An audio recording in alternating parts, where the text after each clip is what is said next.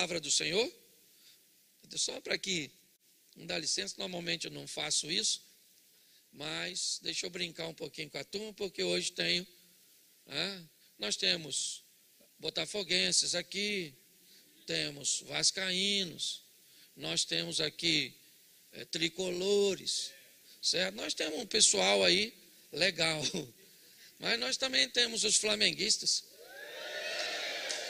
E hoje eu tenho o privilégio de receber meu amigo aqui, Tiago Maia, certo?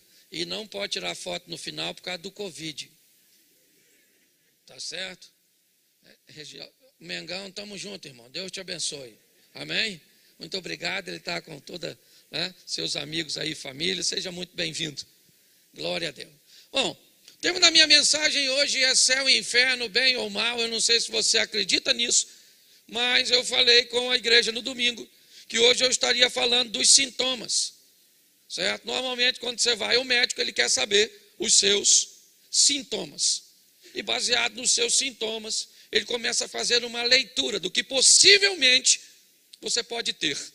Nem sempre os seus sintomas, certo, darão com exatidão ao médico condições de estabelecer um parecer, mas certamente irá despertar nele um processo investigativo, para que ele possa discernir, através dos exames, qual é o seu problema, qual é o seu mal, o que é que está te atingindo.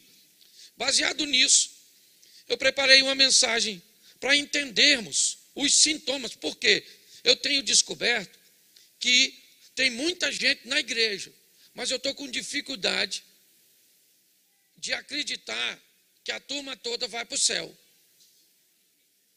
Eu acho que a igreja está vazia, está cheia, mas na hora de entrar no céu, tem uma turma que só vai passar por Jesus, mas não vai ficar com ele.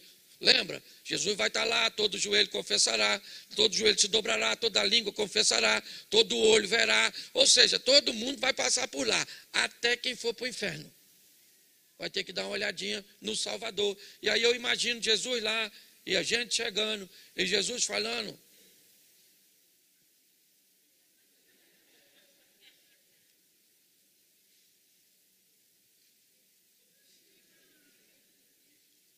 vinde bendito. Mas eu imagino alguns chegando e Jesus fazendo: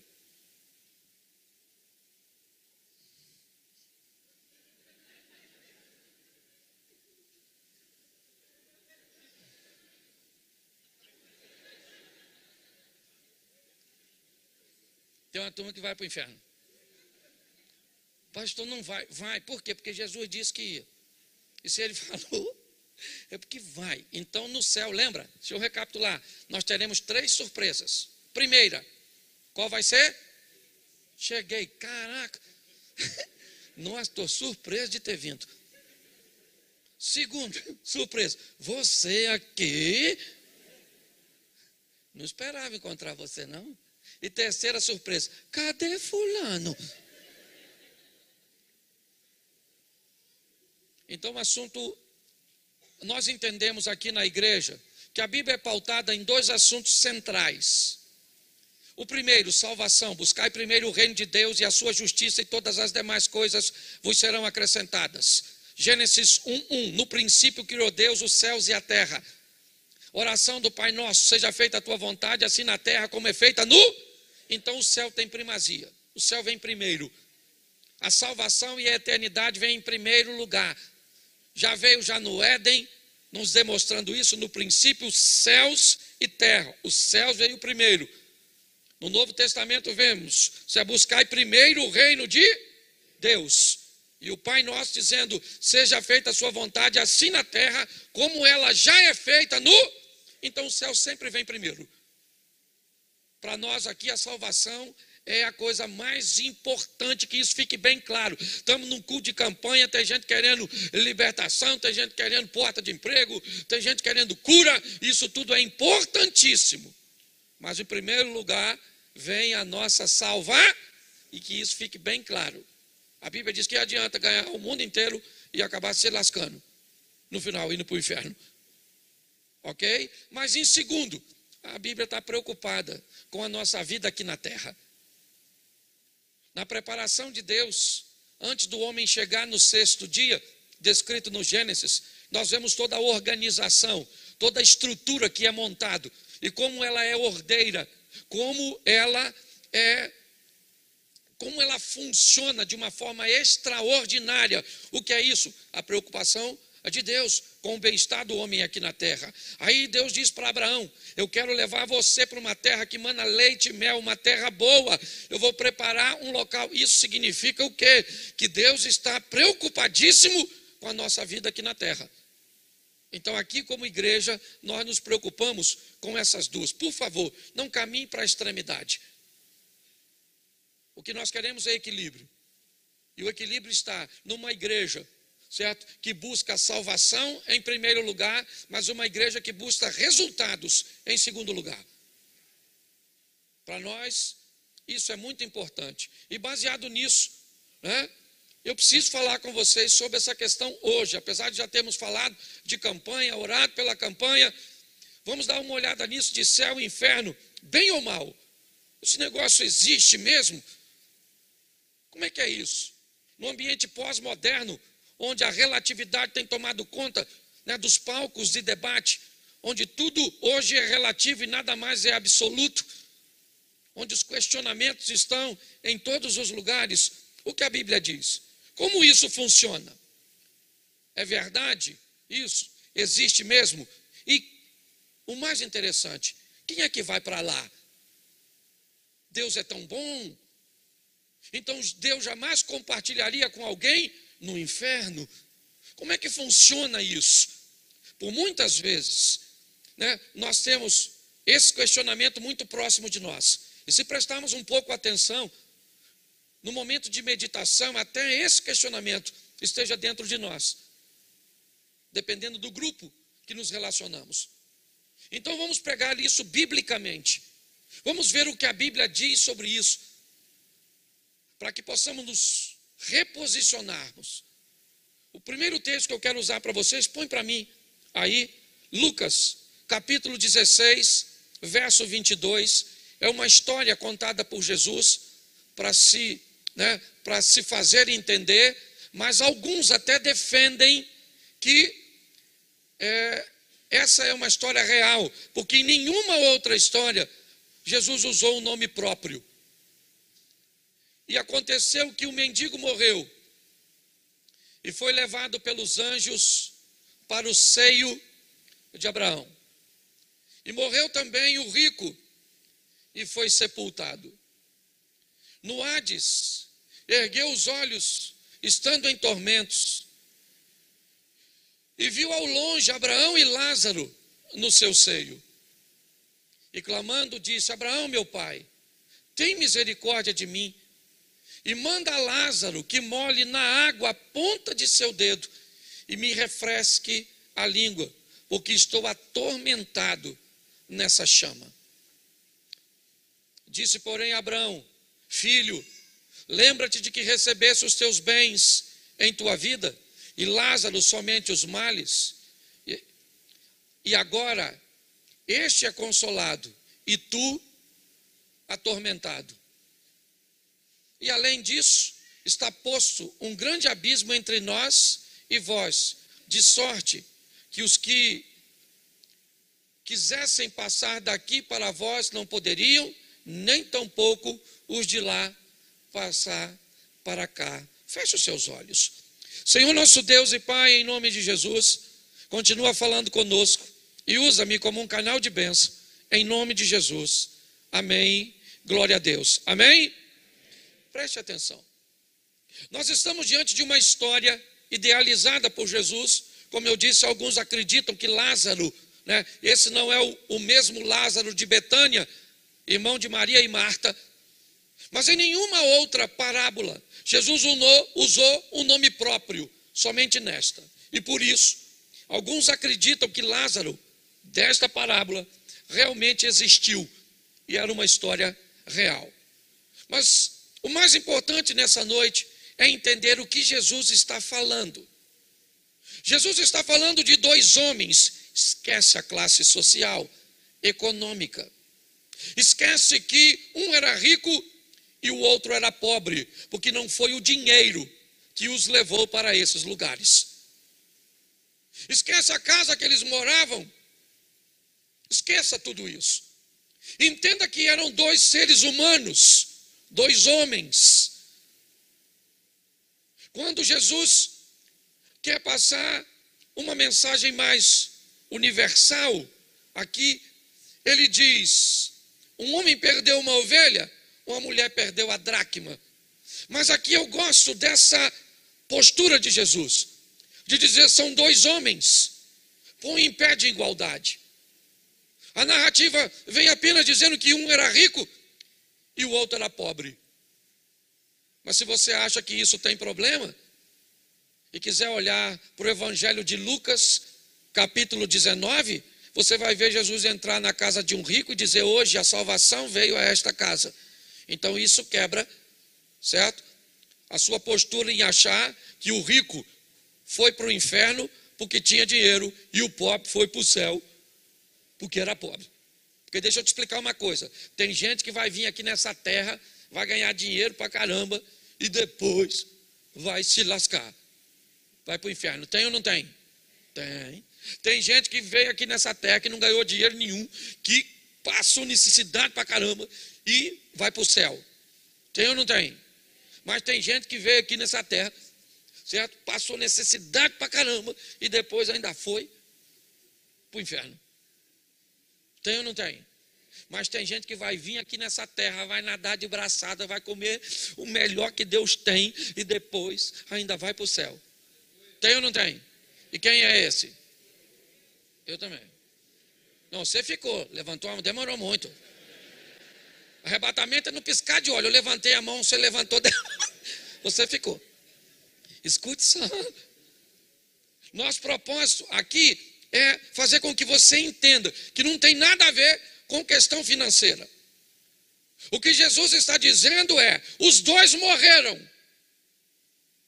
E depois da morte existem dois caminhos. E é isso, se atente para isso. O que Jesus está dizendo é que um morreu e depois da morte ele foi para o seio de Abraão. O texto diz que o outro morreu e que depois da morte ele foi para o Hades. Não vou entrar no mérito da questão, umas duas antessalas, uma do céu e outra do inferno. Que fica a grosso modo desse jeito, para ficar fácil. E Jesus está dizendo, olha que coisa interessante, que o cara que está no céu não tem nada dessa terra, não sabe mais de nada. Nada, nada, acabou. Louvado seja o Eterno. Novamente. Mas o cara que foi para o inferno reconheceu Lázaro. Essa passagem indica que quem for para o inferno vai lembrar das coisas daqui. Faz isso não. Estou brincando. Quem for para o inferno vai lembrar da memória daqui. Se tu for para o inferno, você vai lembrar desse culto. Bem que o pastor falou que ovinha. Não é que ele acertou? Nossa, eu estou com a vontade de errar. É muito importante nós entendermos isso. E essa história é uma história contada por Jesus. Se nós olharmos lá, Números 23, 19, coloca para a gente. Vou voltar no Velho Testamento, e aí vamos unir aí Jesus a Deus, e vamos ver aí. Deus não é homem para, e nem filho do homem para que, porventura, diria ele não, ou falaria e não. Então presta atenção, Lucas 19, 22, diz que um morre e vai para o inferno, o outro morre e vai para o céu. Verdade ou mentira? Isso aí. Eu ainda não disse quem é. Eu só disse que vai. Por quê? Porque ele não é homem para que minta. Então para com essa história. Nós temos que entender que Jesus disse que um dia os vivos vão morrer. E que depois da morte tem dois caminhos. Quem disse isso foi Jesus. Se você encontrar algum indivíduo, eu já vou falar disso mais à frente, que não gosta dessa sentença, que acha que não é justo, é a palavra desse indivíduo contra a de Jesus. Tu fica com a de quem? Então, cuidado. Pautado nisso, certo? Eu preciso esclarecer para vocês. Poxa, pastor, eu acho uma injustiça o homem ir para o inferno. E eu também acho. E Mateus 25, 41, me parece que também acha. Mateus 25. Então dirá também aos que estiverem à sua esquerda: apartai-vos de mim, malditos, para o fogo eterno, preparado para quem? Preparado para quem? O inferno é para quem? Para o diabo e para seus? Mas eles querem companhia. O diabo não é para mim, o inferno não é para mim nem para você. Entendeu? Ainda que tenha vaga. Certo? Ah, pastor, eu nem trabalho para o diabo o tempo inteiro, mas eu faço uns freelance. Tem uma turma que não trabalha de carteira assinada, mas fez um MEI e está lá. Certo? Você está rindo, cuidado, você está rindo de você mesmo. Então preste atenção. Jesus disse que quando se morre, ou vai para o céu ou para o... E a Bíblia diz que ele não mentiria e que ele não deixaria de fazer cumprir o que disse. Então aí firmamos a sentença. Mas eu também, como você, acho que não é um lugar para a gente. E a Bíblia também. Ela está dizendo que o inferno, certo? Ele foi preparado para o diabo e para seus anjos. Mas como eu disse, eles não querem ficar lá sozinhos. Então eles vão buscar, sabe a historinha? O diabo é como um leão que anda buscando a quem possa tragar. É assim que funciona. Certo? Então, o que é que pode nos levar para o inferno? O que pode nos levar para o inferno é o tal do pecado. O salário do pecado é a morte. Ok? Então, o que pode me levar para o inferno? Pecado, porque o salário do pecado é a morte. Agora, o que é pecado? Eu resolvi fazer bem simplesinho para ficar, está até meio chatinho, mas é para ninguém ir.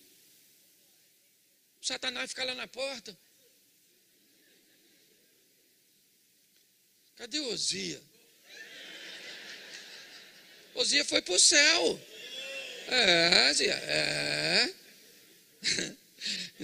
Não sei, mas é só uma brincadeira. Ok? Porque é meu companheiro aqui, eu estou brincando, mas só para você entender. Certo? O que é pecado? Pecado é aquilo que infringe a lei de Deus. Então, pecado é que me leva para lá. E o que é pecado? A desobediência. Ok? E aí vem a pergunta: quem é que pecou? Vamos lá. Romanos 3, 23. Só para você nunca mais falar dos outros. Por quê? Por quê? Fala para quem está do seu lado. Todos incluem você. Para de acusar os outros, porque todo mundo, nós só cometemos pecado diferente. Então, malandramente, a gente acusa os outros daquilo que nós não faz. Ah, você adulterou? Eu não adultero. Eu só minto. Eu imagino que essa discussão vai ser boa no inferno. Por que você veio para cá? Adultério. Nossa, eu não adulterei. Mas então por que você está aqui? Orgulho de não ter adulterado. Porque tem gente que se orgulha do motivo pelo qual só pode. Só vai por um delito que na cabeça dele é menor que o dos outros. Que adianta, meu filho? O motivo que você entrar lá no inferno, qualquer motivo, é motivo. Ou será que vai ter níveis de tortura? Pensa, é umas cabeças muito doidas. Aí um acusa o outro. A Bíblia diz todos, lembra? Todos, lembra? Lembra de Jesus defendendo a mulher, aquela adúltera lá de João 8? Todo mundo com a pedrada na mão. Vamos tacar pedra nela. Aí Jesus... Quer tacar pedra nela? Beleza. Atire a primeira pedra quem não tem pecado. Não tem pecado? Como assim não tem pecado? Não, quem não tem pecado, atire a primeira pedra. É isso que eu estou falando. Aí ficou um olhando para o outro, com aquela pedra na mão.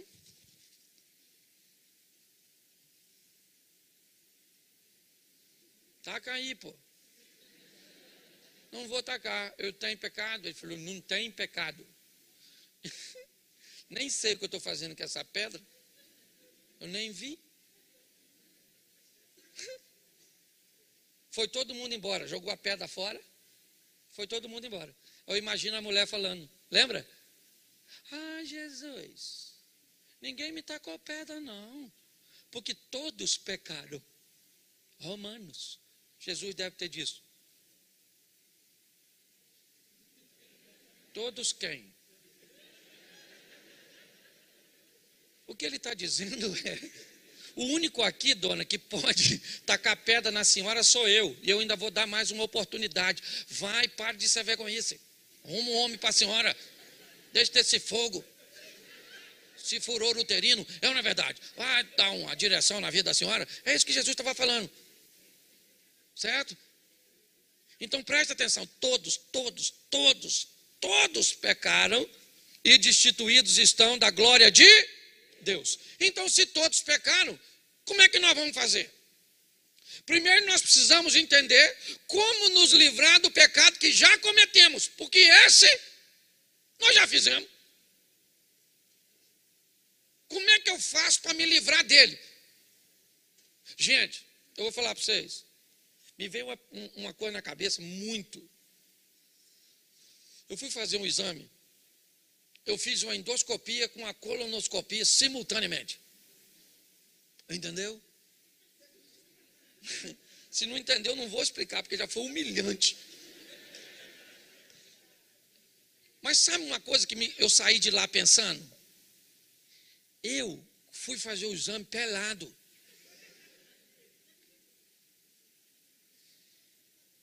E eu acordei em outro lugar vestido. Eu não lembro. Se eu tivesse morrido naquele exame, não ia valer. Ia valer a vida que eu estava levando. Eu não ia ter oportunidade de me arrepender, porque não deu. Não dava tempo. E eu saí passando mal, olhando para minhas calças. Falei, gente, vira tudo de mim. Mas preste atenção, nós não podemos pegar a nossa vida, o nosso futuro, a eternidade, e levar ela para um momento. Não. Nós temos que levar a eternidade a sério para um estilo de vida. Porque eu posso morrer subitamente, mas meu nome está escrito no livro da vida. Eu não posso ficar contando, por quê? Porque eu vou te explicar um negócio que muitos engraçadinhos podem querer tirar proveito. Como se livrar do pecado praticado? Arrependimento. Certo? Aquele que se arrepende, que confessa, alcança misericórdia. Sim ou não? Sim. Então, pecado confessado no mundo espiritual é pecado, perdoa. Isso. Aí tem gente que pensa, peco, peço perdão. E outra coisa, engraçadinho, tu peca por varejo e pede perdão no atacado. Pecado tem nome. É muito legal, peca assim, mente aqui, faz lá, aí vai orar, Senhor, me perdoa, pecados, pensamentos e obra. Depois você nem sabe se foi perdoado ou não, você não falou? Senhor, isso aqui eu vacilei, olhei para aquela dona atravessando a rua. Sangue de Jesus tem poder, que dona é aquela? Se eu pensar agora, peco de novo, não é verdade? Você está rindo, mas é sério. Nós precisamos levar a vida espiritual a sério. Porque está assim, eu já vou mostrar a vocês algumas coisas. Então, se você quer se livrar do pecado, se arrependa. Estou arrependido. E como é que eu me arrependo? Eu preciso do Espírito Santo, porque é Ele que convence o homem do pecado, da justiça e do juízo. Então, provavelmente, sozinho, você pode ter um pouco de remorso, uma sensação ruim, momentânea. Aí eu fiz, meu Deus. Nossa. Aí eu fiz, meu Deus. Que coisa. Aí eu fiz, meu Deus. Que coisa. Aí eu fiz, morreu. Que coisa. Você está rindo, mas é sério. Arrependimento, querido, é o que traz perdão para pecado. E lembre-se de que para se arrepender nós vamos estar diante de um Deus que é onisciente. Às vezes nós achamos que quem está de olho fechado é mais espiritual do que aquele que está aberto. Às vezes você acha que quem está chorando é mais espiritual do que quem não está. Não tem isso não, porque Deus não olha a aparência. Ele disse isso para Samuel na casa do Jessé. Samuel chegou lá com um vasinho de azeite para ungir o novo rei. Chega lá, Jessé coloca aquele homem zarrão na frente, o Abinadab. Samuel olhou e falou, caraca, é esse? Deus falou, Samuca, recolha-se a sua insignificância. Não é esse, é o pequenininho que vai chegar aí atrasado, o Davizinho. Deus não olha para a aparência, Deus olha para o coração. Então pecado tem que ser perdoado. Agora, como eu faço para me livrar? Deixa eu só te explicar um negócio aqui que vale a pena. Outra coisa, pecado é diferente das consequências do pecado. Deus perdoa pecado. Diga assim, Deus perdoa pecado e eu fico com as consequências. Entendeu? Davi faz toda aquela trama para matar Urias, sim ou não? Davi está inserido na lei olho por olho. Se Davi estava daquele jeito, né, na morte de Urias, o que tem que acontecer com ele na lei do olho por olho, dente por dente? Ele tem que morrer. Na lei que Davi está inserido, ele tem que morrer. Porém, Deus leva Natan até ele e diz, Deus perdoou o seu, você não vai morrer, mas seu filho morre, a espada jamais se aparta da sua casa, vão se deitar com as suas mulheres, para todo mundo ver. O que é isso? É consequência. Cuidado com o que você faz. Cuidado, porque uma coisa pequenininha, pecado, também é semente. Ok? Pecado também prospera. Uma coisa desse tamanhozinho que você acha que é insignificante, semeada aqui, vira uma colheita maldita. Aqui. Eu estava num atendimento agorinha mesmo, de uma situação dessa que eu estou te descrevendo. Pensa numa coisa catastrófica. Por uma semente, a princípio, insignificante. Temos que prestar muito atenção nisso. Mas vamos lá. Como me livrar? Eu já falei com vocês de como se livrar dos pecados que já cometemos. Isso é arrependimento. Mas como é que eu vou lidar ou me livrar dos pecados futuros? Aqueles que estão me aguardando assim que esse culto acabar. Aqueles que estão me aguardando na minha rede social. Como? Aquela amante que me espera ou espera um contato depois do culto. Aquela imagem pornográfica que eu planejo, ou mesmo sem planejar, eu vou ter contato com ela. Como é que eu faço com os pecados que ainda não cometi, mas sei que eles vão estar aí fora? Como é que eu vou lidar com isso? Desses eu não posso me arrepender, eu ainda não cometi. Então como é que eu lido com essa situação? Para aquilo que eu ainda não fiz, eu preciso de duas coisas. Conversão. A Bíblia diz que, Tiago diz isso, que todo homem comete pecado quando ele é atraído e engodado pelas próprias concupiscências. Presta atenção, a palavra engodo é uma palavra utilizada no ambiente de pesca, onde o pescador joga restos, pedaços pequenos de isca dentro d'água, com o propósito de manter os peixes por perto, para conseguir capturá-los. O que o pescador faz? Dá ao peixe aquilo que ele gosta, para no meio de tudo aquilo colocar um anzol e fisgá-lo. O que o diabo faz? A mesma coisa. A Bíblia diz: todo homem peca quando ele é atraído e engodado pelas próprias. São suas emoções, são as nossas emoções, são os nossos desejos. Você tem problema com droga? É droga que ele vai usar. Você tem problema com sexo? É sexo que ele vai usar. Você tem problema com dinheiro? É dinheiro que ele vai usar. Com que é que você tem problemas? Ele vai usar exatamente essa arma próximo a você, para buscar te fisgar, para buscar te capturar. E como é que eu lido com isso? Com conversão, domínio próprio. Eu vou agora lutar contra aquelas coisas que eu sei que pode me tornar cativo. Eu ainda não cometi. E para não cometer, o que eu vou fazer? Andar em estado de alerta.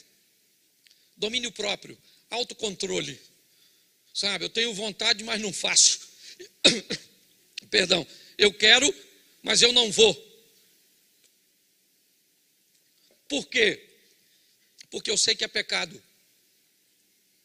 Eu sei que não agrada a Deus. Agora, qual é o perigo de tudo isso, gente? É quando você acredita que o pecado não é mais pecado. É quando alguém conseguiu convencer você de que o erro não é... Não é bem assim, não.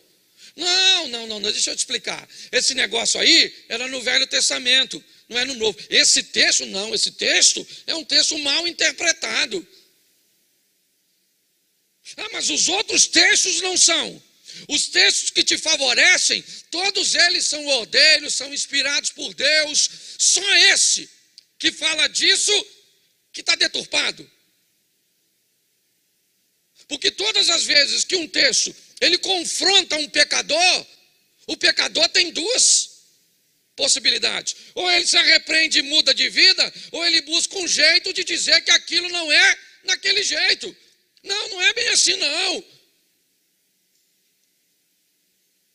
Esses dias eu vi um pregador renomado no Brasil, renomadíssimo no Brasil, que ele disse que um homem casado pode ter relações com outras mulheres além da esposa, desde que ela não seja casada.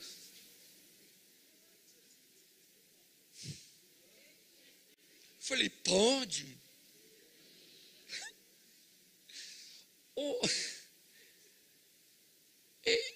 Gente,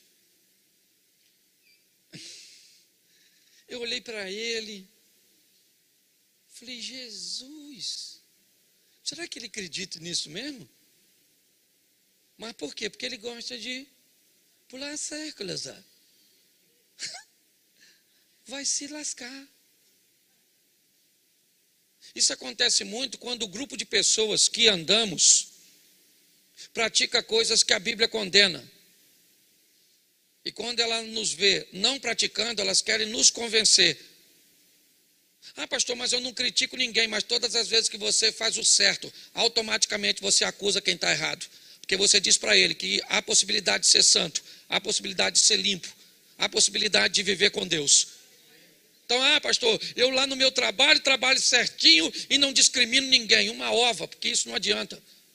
Ele já vai se sentir ofendido com a sua fidelidade, com o seu comprometimento, com a sua seriedade. É assim que acontece. Na igreja, às vezes, acontece isso.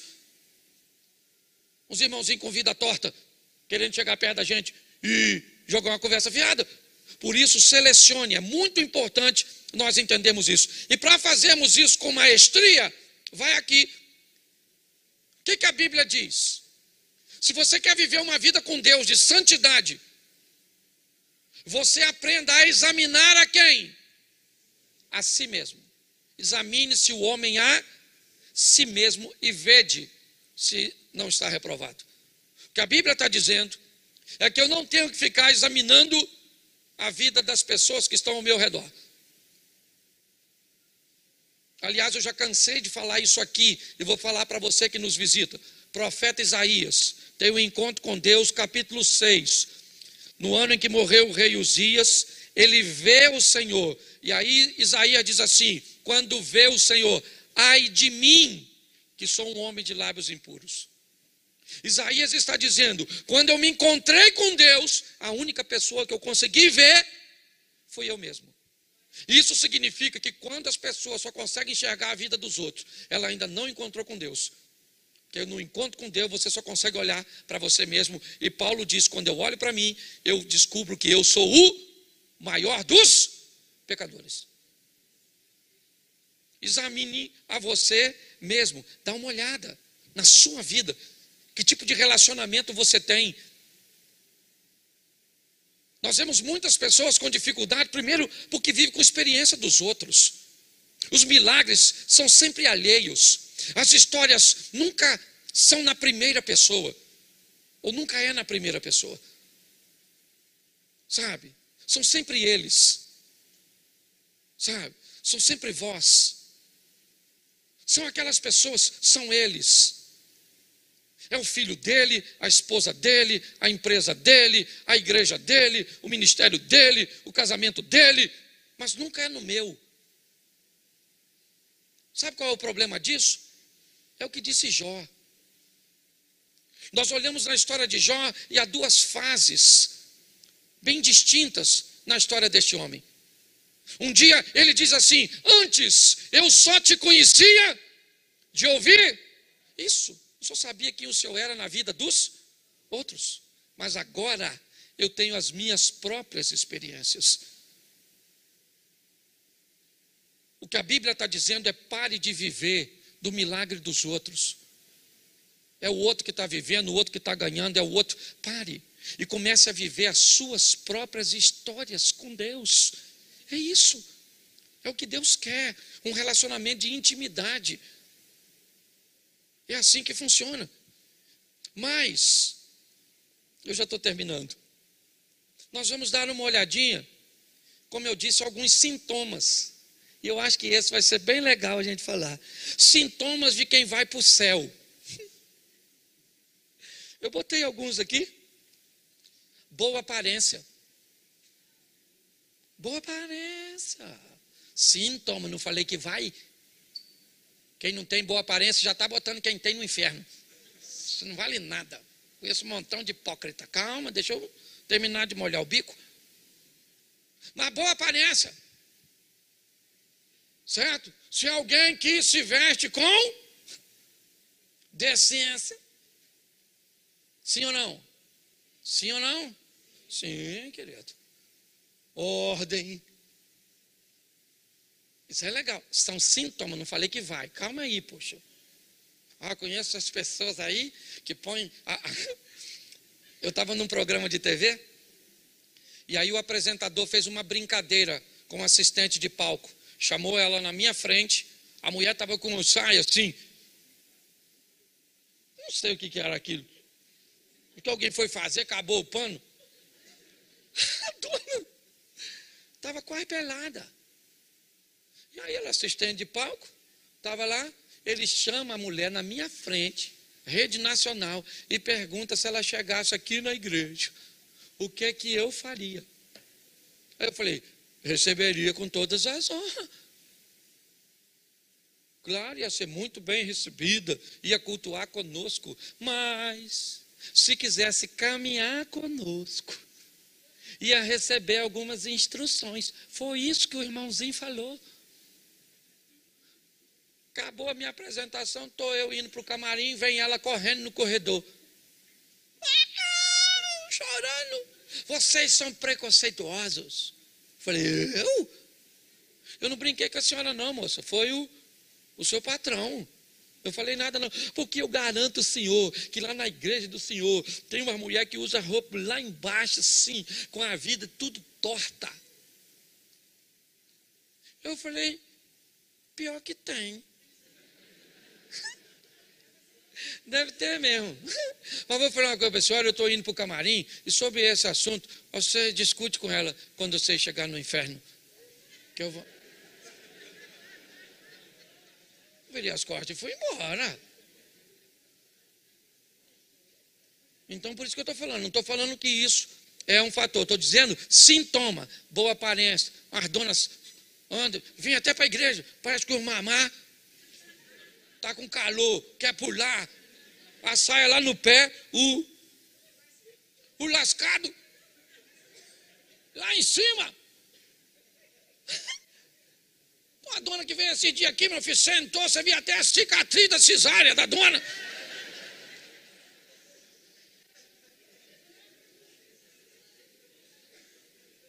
Ô meu irmão, a roupa por si só salva alguém, sim ou não? A aparência salva, sim ou não? Mas tem que ter. Pelo amor de Deus. Os meninos aqui, ó, que tinham uma vida sexual ativa lá fora, os meninos estão na febre do rato aqui dentro da igreja.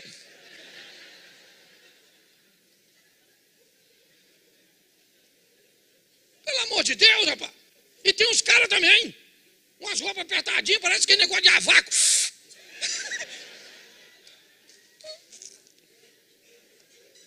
Você está rindo, mas a gente tem que falar, gente. Porque Jesus está voltando, gente. Ele está às portas, amém? E ele vem para buscar a sua igreja. E vai levar só cordeiro, os bodes, os cabritos, vai ficar tudo na pista. Você está rindo, mas é sério. Me dói falar isso. Outra coisa, vocabulário limpo. Fala palavrão. Conversa torta. Eu gosto muito de falar. Volta e meia, perdão. Eu estou falando besteira. Cláudio. Isaías, Cláudio. Lábios impuros, Cláudio. Fecha essa boca, Cláudio.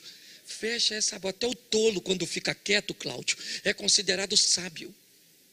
Eu luto contra a minha língua. Luto. Só alguém contar um troço engraçado que... Senhor, por que me desamparaste? Me ajuda. Então é difícil para todo mundo, não é só para você não. Vocabulário, cuidado com os palavrões. Chutava uma coisa antes, lembra? Você gritava? Lembra? Hoje você chuta, o que você faz? Aleluia! Santo de Israel. Louvado seja Deus. Satanás está nessa pedra, sabe? Vocabulário, presta atenção nisso. Certo? Isso é um sintoma bom. Não falar essas coisas. Terceiro, conhecimento bíblico. A turma que vai para o céu tem que saber. Conhecer a verdade. Uns crentes que você... Esse dia eu estava num culto, falei, abra sua Bíblia no livro de Abraão, capítulo 13, verso 8. Aí o pessoal começou a abrir e eu fiquei bem olhando. Aí alguém olhou e falou assim, mas não tem. Eu falei, descobriu agora.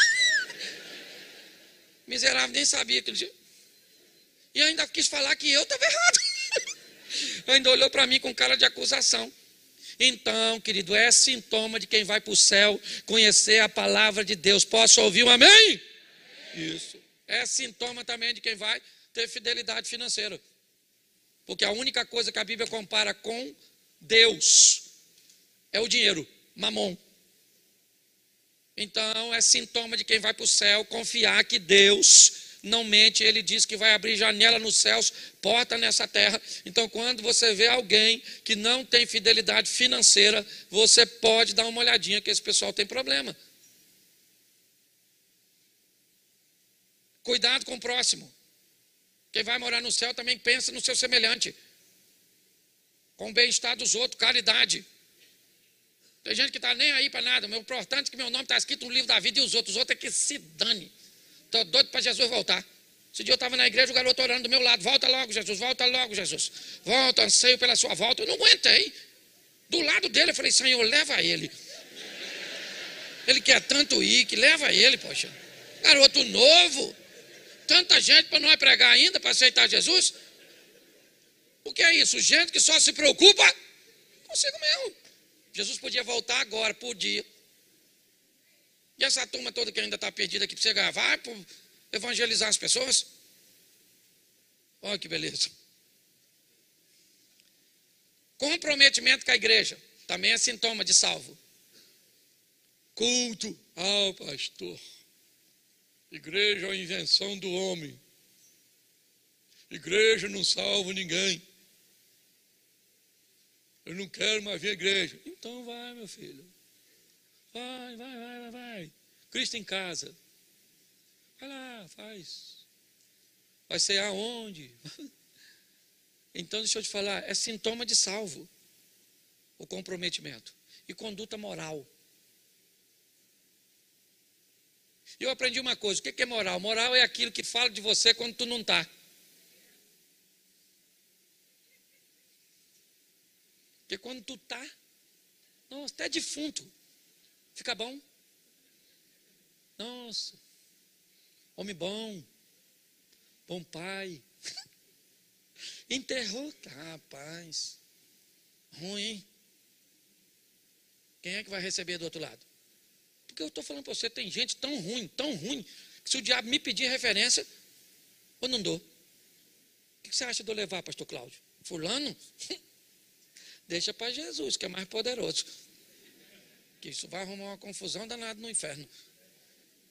Tem gente que é ruim até para se perder. Estou falando sério. Pastor, o que você está dizendo? Eu estou dizendo que nós temos que olhar os sintomas. Mas muito mais do que os sintomas que são claros, como observar como a pessoa se veste, como ela conversa, o que ela fala, seu conhecimento bíblico, sua fidelidade financeira, seu comprometimento com o próximo, seu engajamento com a igreja e sua conduta moral, tem uma coisa que sobressai a tudo isso, que é fazer isso por amor a Deus. E aqui está a chave, e ela é subjetiva. Por isso, que por piores que sejam os sintomas, nós não podemos dizer que ninguém está perdido. Mas se você quiser dizer hoje que você está salvo, porque você crê em Cristo e obedece, isso é show para você. Mas pastor, peraí, tem alguma coisa de errado. Um ladrão está pregado na cruz. Ele está provavelmente quase nu, como Jesus. Ele não era dizimista, não frequentava a igreja. Provavelmente seu conhecimento bíblico era pouco. O cuidado com o próximo era nenhum, porque o que ele queria era apanhar a coisa do próximo. Sua conduta moral era horrorosa. E Jesus disse, ainda hoje estarás comigo no paraíso? É verdade. Eu só gostaria de lembrar você que aquele homem tomou posse da salvação pelo arrependimento e aquilo perdoou os pecados que ele havia comer, mas a consequência do que ele fez o levou à morte. Jesus não disse para ele, por causa disso, querido, perdoados estão os seus pecados, desce da cruz e vai embora. Não. Isso Jesus disse para a mulher adúltera, perdoados estão os teus pecados, agora vá e não peques mais. O grande desafio, irmãos, é que não há uma lei de compensação. E eu não sei em que ambiente, essa que é uma prática muito comum do espiritismo, entrou de forma sorrateira no mundo evangélico. Eu tenho o direito de cometer alguns erros, porque eu faço algumas coisas boas. Não, eu erro, mas eu dou aí umas cestas básicas por mês. Não, eu erro, mas eu trabalho bastante no ministério lá da igreja, eu me dedico. Bom, eu acho que você está equivocado. sobre o sistema de salvação. Ele não tem a ver com obras somente. Ele tem a ver com fé. Ainda que a Bíblia diz que a fé sem obras, ela é morta. Me parece que em algum momento dessa história, o desequilíbrio aconteceu. E algumas pessoas começaram a achar que uma busca incessante por Deus é o estilo de vida correto, enquanto outros acham que é o resultado, é o que importa. Se eu estou cheio da grana, se as coisas para mim estão muito bem, se os meus resultados são positivos, Deus está comigo. Volto a usar mais um texto bíblico, o de Moisés, que também tem usado bastante aqui. Quando o povo tem sede, Deus diz a Moisés: fere a rocha para que a água saia. Ele fere, a água sai, todos bebem. E Moisés é aceito por Deus porque o obedeceu. O que temos nesse texto? Resultado: água para o povo beber, aceitação. Deus está feliz com Moisés. Segunda vez que a sede vem, Deus diz a Moisés: agora não fira a rocha, apenas diga a ela. Provavelmente numa tipologia, o propósito era mostrar que aquela rocha era Cristo, e ela não poderia ser ferida duas vezes. Mas, deixando isso de lado, provavelmente porque Deus mudou a configuração, e quando Deus muda a configuração, os crentes costumam se atrapalhar, porque querem colocá-lo numa caixa. Deus disse para Moisés: agora vai lá e fala para a rocha. Mas Moisés deve ter pensado, aprisionado pelo resultado anterior: se da vez anterior eu toquei, então eu toco de novo, e o resultado vai ser positivo. Então ele vai para a rocha, e ao invés de falar, ele toca na rocha pela segunda vez. O mais engraçado desse texto, depois você lê, é que da segunda vez o texto diz que saiu muita água. O resultado agora foi muito melhor do que o anterior. O povo bebeu água e todos olhavam para Moisés com uma satisfação muito grande por causa do resultado. E Deus tira Moisés do grupo, leva para o privado e diz: Moisés, comigo o que vale não é só resultado, é aceitação. Você teve bons resultados para com eles, mas mal para comigo. Lembra do apóstolo Pedro? A mim mais importa agradar a Deus do que aos homens. Eu falo isso nas minhas pregações e fecho aqui. A parte mais fácil do meu ministério é pregar.